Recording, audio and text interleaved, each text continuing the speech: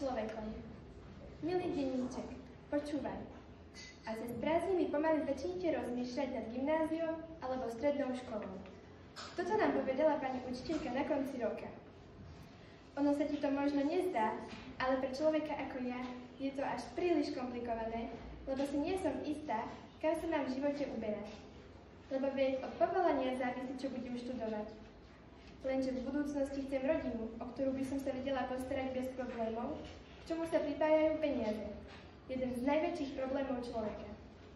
No trápiť sa pre ne až príliš, to radšej nie. Až na to, že niečo, čo by ma bavilo študovať, nie je to, čo sa odo mňa očakáva a čo je neskôr dobre platené. Si sú moja veľká záľuba a štúdium o nich by možno nebolo najhoršie, však?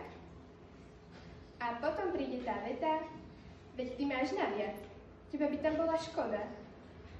Mala by ma podporiť a motivovať, no ona ma len stresuje. Čo by som mala robiť podľa iných? Budeš doktorka, povie jeden, zubárka, lebo oni dobre zarábajú, na rozdiel od tých cvičiteľov psov. A ako inak tu máme znova peniaze. Tak čo mám byť? Chcem byť človekom, ktorým mám byť, ale čo ak neviem, aký to je, alebo mi to nedovolia ostatní? Chcem si nechať poradiť, ale nie to neskôr ľutovať. Chcem, aby boli ľudia so mnou spokojní, ale nie na úkor toho, že ja budem nešťastná. O deň neskôr.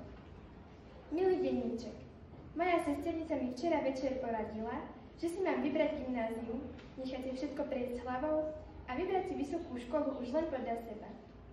Táto rada sa mi páči. No čo povedia iní? Nie. Zakazujem si takto rozmýšľať. Veď iba ja zo seba vytváram takého človeka, akým mám byť. A iba ja si rozhodujem o budúcnosti. A tým by som sa chcela v živote riadiť. Buď tou, ktorou máš byť, a nedovoľ iným robiť ťa nešťastnou.